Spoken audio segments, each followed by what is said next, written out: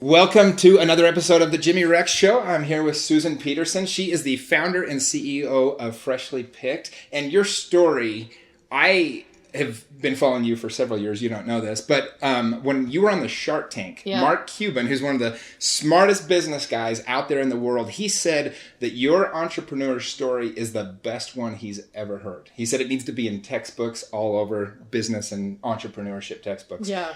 So let's dive right into that. Tell us a little bit about Susan Petersen and how you got from basically just being this mom that was young and you're in school and you're struggling for money to now you own this business that's had over 200,000 orders last year alone. Yeah, so I just one caveat to that, like, it's very flattering, but I think Mark's like trying to say good stuff for the show. Like, they know that's going to be on the show. So we should call him up and say, do you have his number? I don't. Do you? Oh, dang it. No, I just wonder if he still feels that way. So when my husband was in school, I had started an Etsy shop and was selling stuff online, but it was not going very well. It was very poor, in fact. And when my son was born, I started making moccasins for him. And what had happened was I had gotten a bag of scrap leather from a lady at a yard sale. Like, let me take that bag of scrap leather off your hands because you don't need it. So I think I paid $1 for it. But I made some moccasins. And so I had this unsuccessful Etsy shop and an equally unsuccessful blog. And I'd like put stuff in my Etsy shop and then post about it on my blog and say, oh, kind of similar to how you do with Instagram now. Like you release something, then you go promote it for yourself. But you had the foresight to see that this e-commerce was coming, that it was going to be a big deal, and that blogging towards your product would be a good way to share it. Yeah, I guess you could call it that. I think how I looked at it then was like, where is a megaphone that I can yell at people through? And that's what social media is currently. So, not yell, sorry. Converse. Yeah, sure. Have a relationship with. Twitter's for the yelling. Yes. So, I would put stuff up and I'd sell. Not very much. But then when I put the moccasins up on my blog without the intention to sell them, they were just going to be for my son. People really wanted to buy them. And I got a ton of interest from it. So I put them in my Etsy shop. They sold out immediately. Put them in my Etsy shop again. They sold out. And I had seen this happen to other people because I was like, I think the 600th member to join Etsy. Wow. A super early adopter. And I had seen all my friends kind of hit on a product that people wanted and then blow up because of it. It's always the advantage of being a late bloomer, actually, is that you get to see the pitfalls that people go through and you can avoid them a lot better. So, when the moccasins started to take off, I went to the leather store to get some leather to make more moccasins because I ran out of my scrap leather. And I go and I pick out all this cute leather and I take it up to the front. And I don't know if anyone sews. Do you sew? I don't. Jimmy, I'm shocked. I made a hot pad in like 11th grade, my junior year of high school, and I probably have it somewhere, but... You didn't give it to your mom? It wasn't the finest quality. Okay. She probably would have burnt herself, yes. So at a fabric store, you can buy product by the yard. And so I naively thought at a leather store you could do the same thing. So I took the leather up to the counter and I said, can I get some cuttings? And she's like, no. We don't sell, that's not how you sell leather. She's like, you have to buy the whole cow. And literally, like, she like did this thing. I can still remember she like shook it out. And sure enough, there's like legs and a belly. And I'm like, how much is a whole cow? And she's like, $200. And I remember at the time just being shocked. Like, I do not have $200. Who has $200 sitting around, right? You legit didn't have $200 at the time? No, we were so poor. We were like, I was on food stamps when I started my company. Wow. So we were penny pinching, and I like to be very prepared, so I don't like to spend money that I don't have. I still don't have a credit card that I just spend credit on. I have Amex. So, like, I don't like to spend money I don't have. And Amex you just look at as like a debit card, you know? Sure. So, I was like, crap, what am I going to do? And my brother at the time had a window installation business. And so they go in to a company, take out all the old windows, put in new windows. Old windows are cased in aluminum framing, which is worth something at a scrapyard. So I was like, give me your old windows for like a month. So he'd bring his old windows over. And then when my daughter and son were sleeping, I would like bang the glass out of the windows and have the frames, I would chain them up. No one could steal them. And then at the end of like a couple months, I took all the frames to the scrapyard and got $200. Wow. But not only that, like part of the story that people don't realize is I was also like, I'd go for a walk to the park with my daughter every day, and I'd be digging in the trash can for like aluminum cans. Yeah. So just doing whatever it took to make it work. Yeah, when I was a little kid, we used to we lived by a river, and there was a lot of aluminum cans would end up by the river. And we'd go down there and our goal for the week was to get enough aluminum cans to go buy some baseball cards. Yeah. Same kind of thing. Yeah, it's nice. It's like free money, kind of, if you're willing to do the work. There used to be an aluminum recycling place on Redwood Road on about 5600 South. So we would walk there. We lived pretty close to there and drop off our cans. Get some baseball cards. Yeah, we thought we were rich. We had like $4. It takes a lot of aluminum. It does. It's a lot. And I remember people would see me at the park like digging stuff out of the garbage can. I just had no shame at all with it. I love that. So that's the story Mark's talking about. Gotcha. And so from there, you just put all the money that you made selling the moccasins back into the company? Yeah. And so at what point did you go, oh, we got something here. Like this is actually going to be something big? At first, right. I thought so. Yeah, you knew right away. Yeah, and I had seen some of my friends grow to this point where they really needed to hire someone, but they didn't, and then they complained about how hard it was, and so I could see to like, hey, I need to grow so I can outsource this, so that I can manage it from that perspective. That's as far as I saw it, and that was probably like 4 years ago. We've passed that. So I'm continually having to be like, okay, get new mentors, understand like the next step of business that I need to go into. And I always love to like talk to people and be like, okay, then how did you do this? How did you do this? What's this? I don't learn that much from business books. I think there's a lot of truth in there, but I learn more from like really talking to people and understanding like, oh, so that happened. You failed there. Interesting. So what could have you done differently? And like trying to understand that. The way I put it is I say, I did the same thing when I got into real estate. I reached out to a lot of mentors, a lot of people that just seemed to know what was going on. And I always said that I was smart enough to know that I was stupid enough not to do it on my own. Oh yeah. I'm always the dumbest person at the table, but then that's good because then you have like all these smart people. 100%. Well, and so one of the things you did, as you're building your company up, you decide eventually you get a break, you decide to go on Shark Tank. How did that come about? How did you win the opportunity, I guess, or get the opportunity to even go on the show? So I was at this blogging conference. I used to attend all the blogging conferences because bloggers were the influencers back in the day. So I would go introduce myself, give them, I knew who was having babies. I knew who was pregnant. I do all my research before. Like I saw you, Jimmy, you were so prepared when you came in. That's how I was at a blogging conference. I knew I had a list of people I needed to talk to. I'd go talk to them. I'd give them moccasins. I'd say, hey, I want to send you some more for your kid. Let me know what you want. And I was sitting across from this girl, Jackie, who does it's a rent the runway for wedding dresses. And I had just started watching all the Shark Tank episodes because I knew I was going to go on, but I didn't know how. Yeah, you set it as a goal at the beginning of the year, right? It was. I was very intentional about it. So I started watching them because I'm like, oh, I need to understand how these work. I don't even know. So I had just watched her episode and I was sitting across from her, and I'm not very good with faces and I'm terrible with names. So I was looking at her, I'm like, why does she look so familiar? Why does she look so familiar? And then I was like, she was on Shark Tank. So I was like, you were on Shark Tank? And she's like, I was. And we just got to talking about it. And she's like, I'll intro you to my producer. She reached out to her producer, Bill. And Bill emailed me. And I think less than 3 weeks later, I was filming. Wow. So it was like really, really quick. Yeah. And I remember being out there and people being like, oh, where'd you try out? Everyone's talking about where they tried out. And I just, the one thing I'm very good at is keep my mouth shut so I don't get in trouble. And people are like, oh, LA, do you remember we had to spend like 10 hours in the rain? And I'm like, yeah, just like nodding my head because I didn't. You don't want them to feel bad. No. And like my story I knew was so unique and not special. It was unique, but not special. Does that make sense? Mm-hmm. And so I just kept my mouth shut, but yeah. Yeah. So when you got on the show, at that point, you had $600,000 worth of sales that previous year. And so when you went on the show, you asked for, I think you were asking for $150,000 for 10% of the company. Yeah, it was, yeah.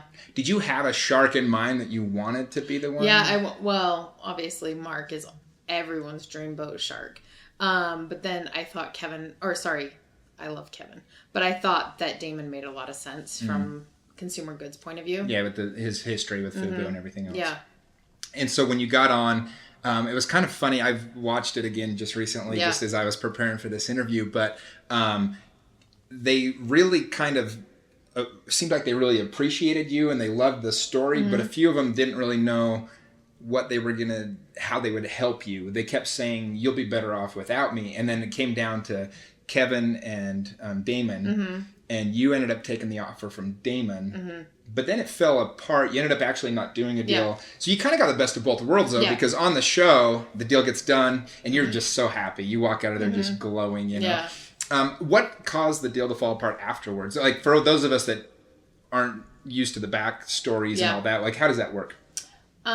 So after the show, you have a period of time where both parties can back out.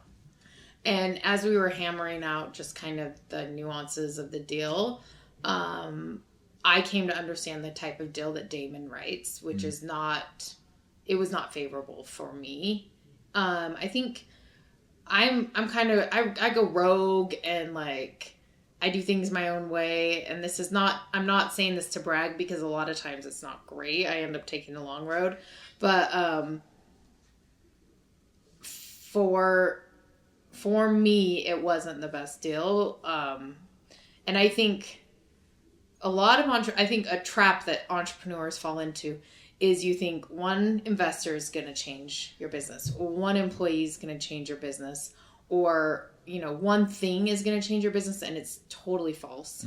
It's getting up every day, working on your business, you putting in the time to make sure you're in a good spot. Yeah, people always ask me, in real estate, they're like, what's the magic pill? There's no magic pill. I worked my ass off for 10 years and set up a really good business. Yeah. So I think for some people, I think Damon was super... I've never looked at investors as like attractive, and at the time I didn't know what I would do with an investor. It was me and like 2 other people running the business. Well, on the show, you said that you wanted to use the money to ramp up manufacturing and send it overseas. So after the deal fell apart, you obviously didn't get that $150,000. What did you do instead, or how did you ramp things up from there? Yeah, so we just doubled down on U.S. manufacturing. We've kind of taken the stance on like small batch, quick turnaround, not fast fashion, because our product we kind of look at as like heirloom pieces. These are really well handmade in the USA. Yeah, I mean, you sell $60 moccasins. Proudly premium. It's very much a luxury item, right? It has to look and feel the right way. Right, but we also... It's hard to commit to like the minimums coming from overseas. And as we price it out, leather's expensive no matter how you slice it. So it's actually the same cost to produce in the USA as it is overseas for us. And we can control our quantities better. Well, you actually you tell a story, I've heard you tell it a few times, where you got in a little bit of trouble because you did a sell, not expecting the sales to go. Tell us about that experience. It was actually right before I went on Shark Tank. I had 30,000 followers on Instagram. So like, that's not nothing, but and at that time, that was really It was a big, lot then. Yeah. But for us right now, looking back, we like over 840,000 now. So, and we had just brought on our manufacturer, and they said, yeah, we can get you this product by this day. So I was like, we should have a sale. Why not? We've never had a sale.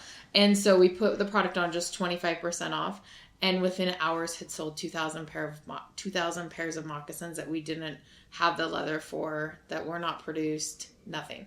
Wow. And that was like a couple months worth of inventory for you guys, essentially. Yeah. And so what did you do once you'd sold all I went those? home and you cried. have a huge inventory issue now. I went home and cried. Literally, I was like shocked all day. Just kind of, I looked at it as like the worst thing ever.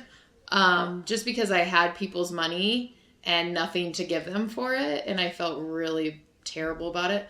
And I called my friend Noelle, who was actually on my board for a while. And I said, oh my gosh, I just made the biggest mistake ever. I can't believe I did this. And I was crying. And she's like, okay, are you done crying? And I'm like, yeah, yeah. And she's like, boo effing who, Susan? It's so hard to be successful. And it was like a slap in the face that you need. Like, so it's like, snap out of it, you know? Yeah. And she's like, what are you going to do? And I'm like, okay, that was like the best question, because like crying about it was obviously doing me no good. So like, what is the next action? And I was like, okay, I'm going to return everyone's money. We're going to get our crap together and then we'll do it again. And she's like, no, you're not. She's like, I'm going to tell you what you're going to do. You're going to get up tomorrow. You're going to go to bed. You're going to get up tomorrow morning. You're going to put on your big girl panties and you're going to take care of this and you're going to get it done. And I was like, okay, I can do that. So we reached out to every customer. We said, listen, we can't believe how awesome this was. We weren't expecting this response. We'll have your product out to you in 60 days. And we did. And no one really canceled. Yeah. Yeah. Well, they understand that, like, oh, this went much bigger than you were expecting. Right. And so they were very willing to work with you. Yeah, it was awesome. Well, and it's good that you had a friend that was willing to, like, give you that advice, because I think too many people surround themselves with yes people that just tell them what they want to hear or whatever else. And she had the foresight to be like, stop, think for a second. What are you going to do? Right. I learned a lesson a long time ago. I had a meat business. I sold steak and chicken door to door. And I had a partner named Herman. He was really smart on business. Herman. Oh, Herman. Herman, yeah. I was like, Herb the chicken seller. Yeah. That'd be really good. Herman the chicken seller was about the same thing. Yeah. But we had this van that was wrapped like with cows. Oh, it was a van. I was imagining a small Nissan truck. We also had those. Yeah. But we had this van and we'd wrapped it with cows, so it looked like the cows were hanging their arms out the window. Okay. And it was like 10 o'clock at night one time. I was with my friend Chris, and he's a pretty big dude, 250-pound guy.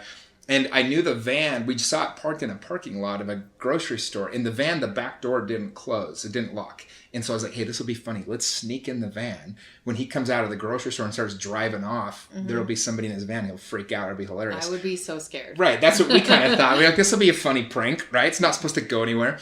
And so we get in the van. I'm like so nervous where this story's going. Okay, go, Jimmy. It was almost a disaster. So... So he gets in, and he's with a friend, actually, and he starts driving off, and my friend sits up. He's a big dude, but he's about 2 rows back in this van, so he can't physically reach him right off the bat. Right. And we just think he's going to freak out, and then I'll jump up, be like, we're kidding, like, funny joke, right? And he's not looking, and he's kind of getting out of the parking lot, so I cough, and he, like, looks in the rearview mirror, and he turns around, hits the brakes, he turns around, and he's staring at my friend. Just staring at him? Just staring at him for, like, I'm not joking, it felt like an hour. It was probably about 10 seconds. It was so uncomfortable. I'm like, he's going to kill him. And Herman was a big guy, too. He was like 6'3", 250, so he's a big guy. Oh, my God. So I finally jump up, and I'm like, Herman, it's a joke. It's Jimmy. Hey, how are you? And he goes, oh, okay, hey. And I'm like, dude, were you, like, not scared? Like, that's terrifying. Somebody's in your van? And he goes... Jimmy, I learned long time... He's from the Netherlands, so he had this accent. He goes, Jimmy, I learned long time ago, if something seems off, you need to stop and think, how can I fix situation? Ooh. And I was like, wow. So instead of panicking, which 99.9% of the population would have done, he like literally just went into hyper focus of like, okay, how do I get out of this situation? Anyway, I always remembered that because it's such a valuable lesson. Such a good lesson. Yeah, I think earlier this year I was sinking my houseboat, and people were like, how did you stay so calm? And I was like, well, what's the other option? Like, I just stopped and thought, okay, what's my best option here? And it was like, keep driving, like, get it to shore, right. And so, anyway, that's kind of a lesson that I learned that I think is similar to what your friend was saying to you. Well, so after Shark Tank then was kind of skipping forward back to what was going on with you at the time. You guys blew up pretty shortly after that. Did you get a lot of attention in marketing that helped you in that moment? Or were you just already kind of in momentum where it just kind of took off? Both. So I think one of the biggest mistakes people do when they go on Shark Tank is just like they think that show is going to bring it all. And I think you have to be ready to put effort into the momentum. So we reached out to a ton of people. I think there was like 200 people that posted that we were going to be on Shark Tank. And then over the weekend, I think we were at 80,000 followers. I think we got 40,000 followers over the weekend. Wow. New ones from Shark Tank. Yeah, so we jumped over 100K. Yeah. So I think not just excuse me, not just the show, but it was us actively reaching out to people, knowing that there was going to be that momentum. So trying to build momentum up to that momentum so we could capitalize on it. Well, you did something very smart with your Instagram, because you kind of had some foresight. And why did you choose Instagram as one of your main marketing tools from social media? You chose Instagram specifically. Yeah, so new moms are actually really drawn to Instagram. I remember, what year was it? What year is it now? I'm just kidding. In 2014 was when we really kind of decided, hey, we're going to take this huge bet on Instagram. And I was watching my friend nurse her baby, which isn't weird. Women hang out with other women when they nurse all the time. And I saw her like hold the baby and then with her one hand do a one finger scroll on Instagram, like one thumb scroll. And I thought, oh, that's what... And it was the only social media platform at the time that lent itself to a one finger scroll. To one hand. Yes, everything else, like Facebook was more on desktop, and Pinterest was on desktop, and Twitter, has always kind of been more on desktop. So I was like, this is interesting. Not only that, just the sharing of Instagram, where you could share these cute baby pictures. And your friends and your parents and your family would just really freak out about it. So the sharing aspect and then the one finger scroll. Well, you had identified previously my audience is new moms, young moms. So you were to see our best customer. So to see their habits, that was some genius on your part. Oh, thanks. No, so we decided, hey, Instagram's it, and it blew up. And I think that it was also the time when everyone was joining Instagram. Well, and so part of your story that I think you've done very well, and as you guys have grown since then, is you talked about this. You had a pain point, you recognized it, and then you figured out how to fix it. And so is that how you've kind of developed some new products in the last couple of years? Do you just look at, okay, where are these other pain points for new moms? Is that kind of how you've grown into, you've got some diaper bags now and you have other shoes? Yeah, I think for me, it was a fashionable pain point. And now function is number one for everyone, especially new moms. So as we were developing our diaper bag, I think we did 10 focus groups with new mom, current mom, mom of older child, like, what do you carry in your diaper bag? What do you use your diaper bag for? Does your husband carry your diaper bag? How do you pack your diaper bag? How do you unpack your diaper bag? What are you putting, like, just so many focus groups to try to understand, like, what is it that moms want out of a diaper bag? Did like tons where we'd compare them with other diaper bags and have mom pack both, and made our wholesalers and said, what feedback are you getting from customers? What do they want in a diaper bag? So our classic diaper bag that we kickstarted was truly a labor of like, what do women want? And it's paid off.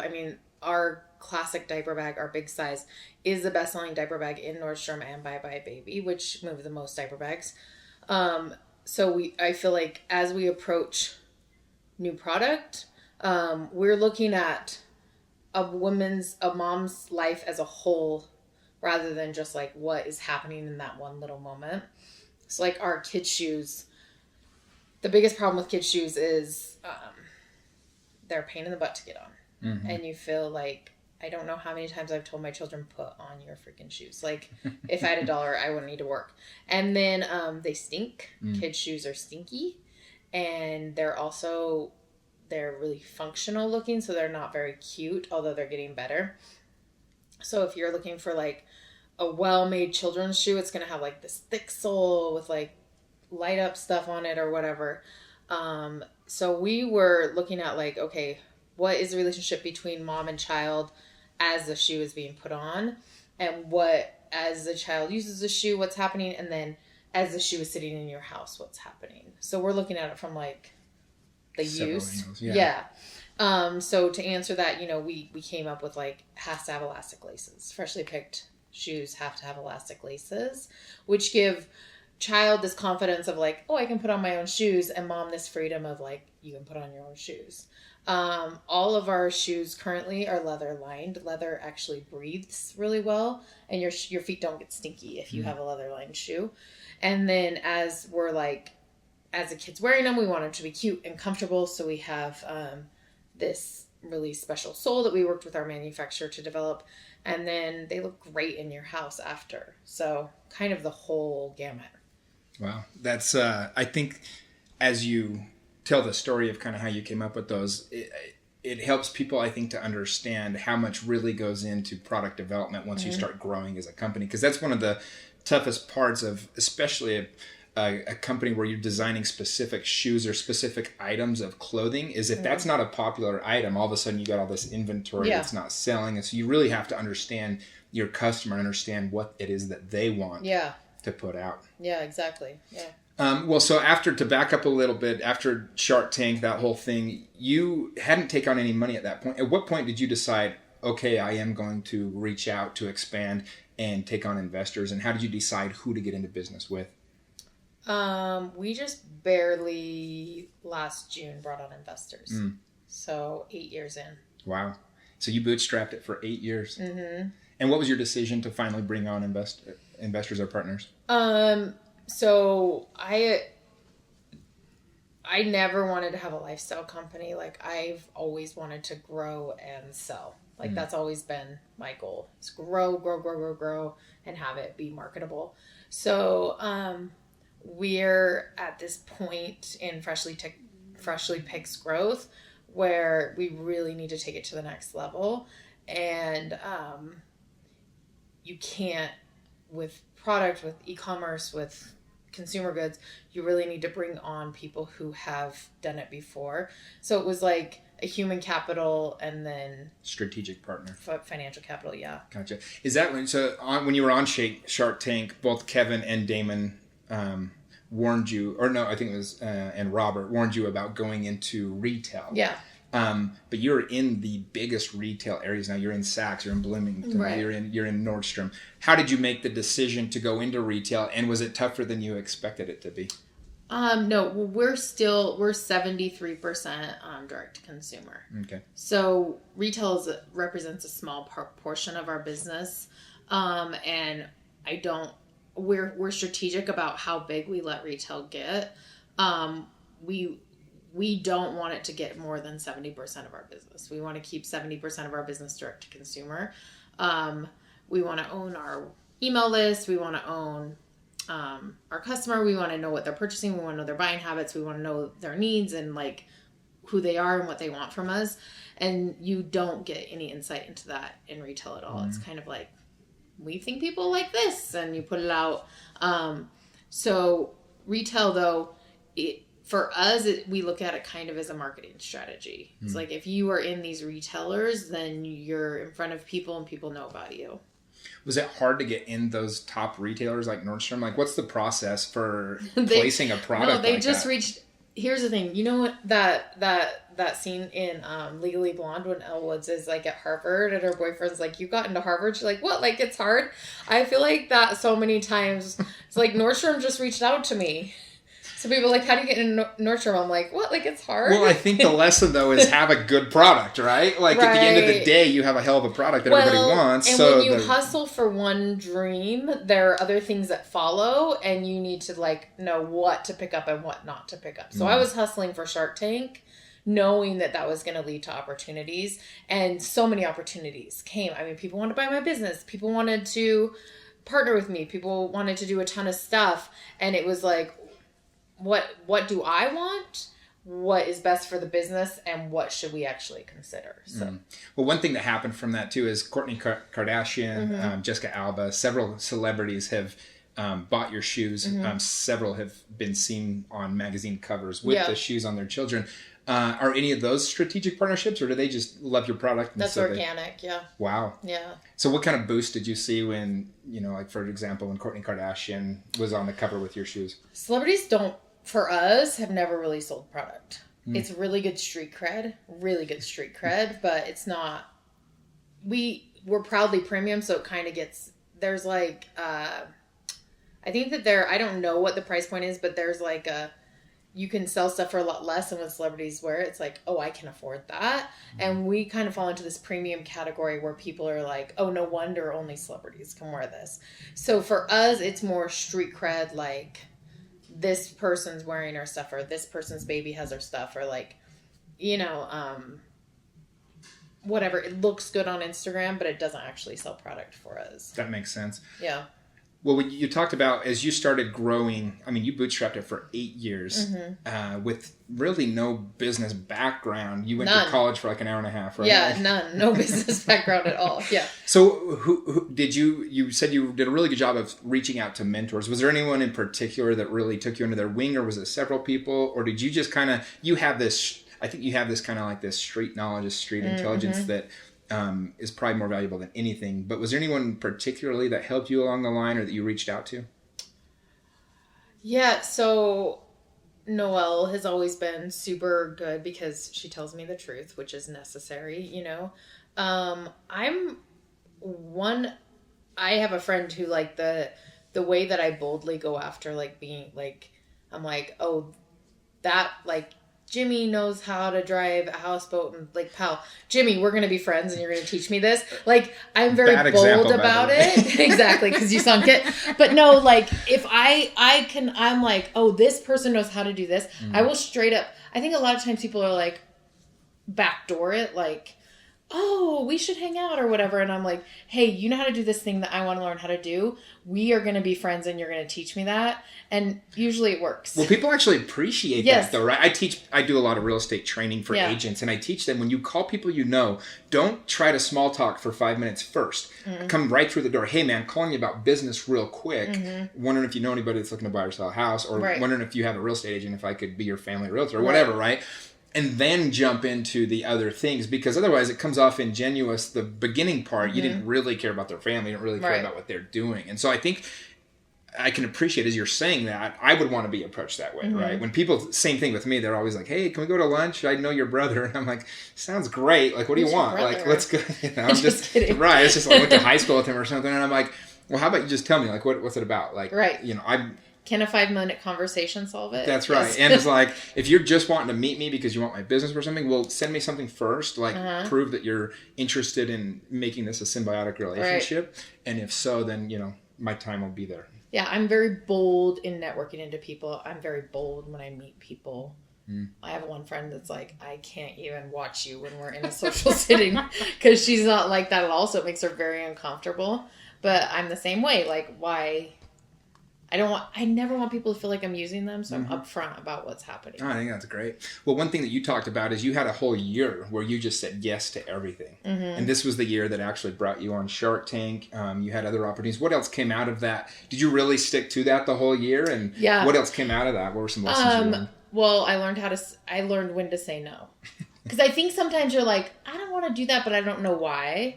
So if you say yes to it, then you do it, and then you can say, okay, I'm actually going to draw a boundary around that, and I'm not going to do that anymore. Well, one of the sayings I say to people is, every time you say yes to something, what are you actually saying no to? Yeah, that's because really you're limited, right? Yeah. And so, like, when you say yes to things you don't want to do, you're saying no to things that maybe you would have been better. But, okay, so that's one lesson.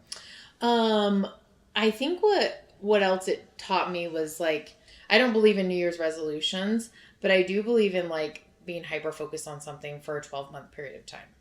I think that it's really helpful, and I think you can grow a lot from it. And so I kind of, like, I think you had brought up earlier, like, the next year I was like, okay, I will travel wherever anyone wants me to go. I will do it. I will travel. So I did a lot of traveling. This year, I just was like, I need to double down and, like, really pay attention to some minutia in my business, which there's this hard part when you grow so fast and you have all these people under you. You know, we have, like, almost 80 employees here at Freshly Picked.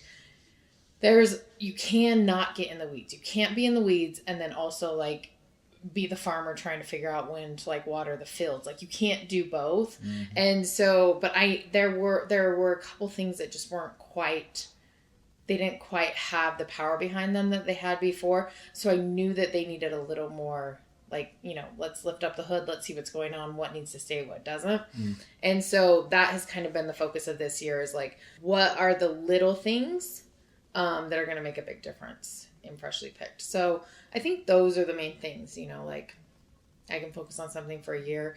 It can make a big impact on what we're doing. Well, there's a saying that people way overestimate what they can do in 1 year, but very much underestimate what they can do in 10. But you have to build it by design. And so I've been told you shouldn't ever chunk your goals more than a year. And if you can do it into quarters, it's even more efficient, because if you have a year goal it just kind of still feels like it's out there. You have Yeah. time, but if you can chunk it into those 3-month periods, I always try to do kind of the same thing. Like for the next 3 months, I'm going to go travel and see a bunch of stuff. Or for the next 3 months, I'm going to double down on my business. I kind of try to do the same thing. When you had your year of yes, you talk about you got to go on the Ellen show because of some things that came from you just saying yes. What was that story? How did that come about? I'm trying to remember. I think there was a girl I was working with. We kind of brought her on to do a little bit of PR, and she had connections. Here's the thing about me, which I think people would find really surprising. I don't like to put myself out there for me. I don't care if I say it all the time. I cannot wait to sell Freshly Picked and go dark, and like no one on the internet knows where I am. Like that's my dream world. And so actually like putting myself out there for me, I never do, but I will put myself out there for Freshly Picked every day. And I think moms are like this a lot too. Like you'll meet the most timid, shy, quiet, reserved woman, and then you put her baby in danger and you just poked the bear. Yeah, if there's an opportunity for her baby or her kid, then she'll do whatever it takes. Oh yeah, whatever it takes. Put herself out there, look like a fool. She doesn't care. So that's kind of how I feel about Freshly Picked is I'll do whatever. So as these opportunities are coming up, it was like, do you want to, do the 12 days of, or it was a baby shower show on Ellen. Do you want to do that? And it was like, sure, what do I have to do? Okay, that sounds a little uncomfortable, but yeah, let's do it. And so, I don't know. I mean, it seemed like such a good opportunity anyway. I think I probably would have said yes either way. But because I had challenged myself that year to always say yes, it just kind of came about easier. Gotcha. Well, and one of the things when you're growing a business too, so because your business took off so rapidly, your husband actually became a stay-at-home dad. You actually joked around that he was your first fire. Is that correct? Yeah, he was my first fire. Why'd you have to fire your husband? I don't know.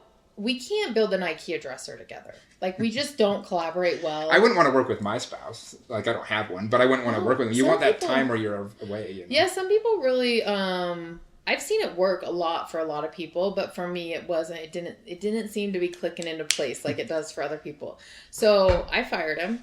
Actually, what he always likes, he's funny. He jokes about how, he kept showing up, but the work kept getting smaller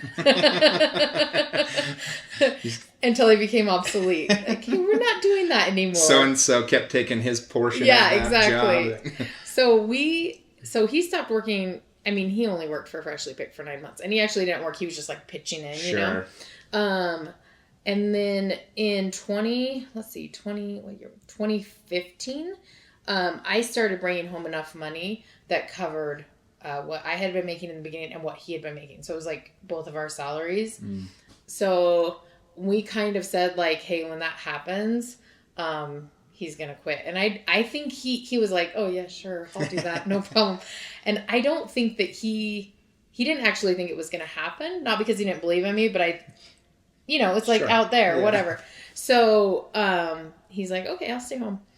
And it was a really big adjustment. It's hard being the stay-at-home parent. Was there some cultural issues because like that gender role, especially in Utah, was switched? Yeah. So, I think the hardest part for him, which is like a lot of new stay-at-home moms struggle with this anyway, is loneliness because you're kind of isolated at your house while the kids nap.